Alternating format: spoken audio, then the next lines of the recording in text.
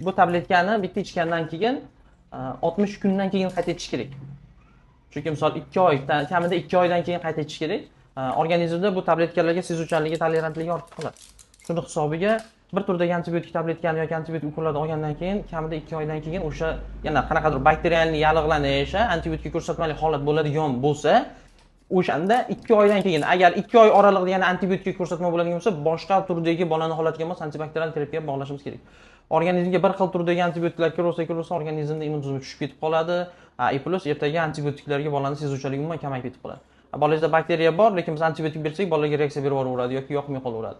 Bolani qiynab qo'yamiz.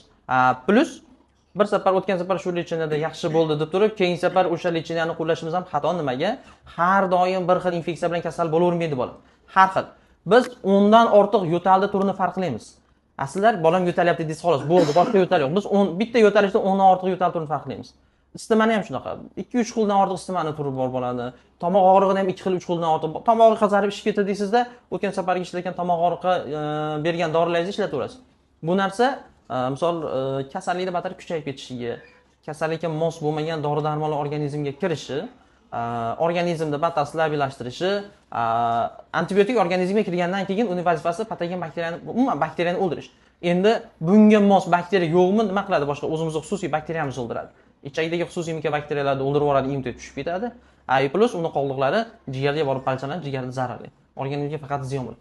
Kerakli dori qo'llasak, kerakli vazifasini bajaradi-da va yana organizmdan chiqib ketadi. Nojo'ya ta'siri kam bo'ladi. Shuning uchun iloji boricha har safar misol kasal bo'lganda erimasdan beki kelgan masofa uzoqroq bo'lsa, o'zlariga chiqib bo'lsa ham, yoki poliklinikaga chiqib bo'lsa ham bolani holatini baholatib, holatiga mos lechina qilgizinglar.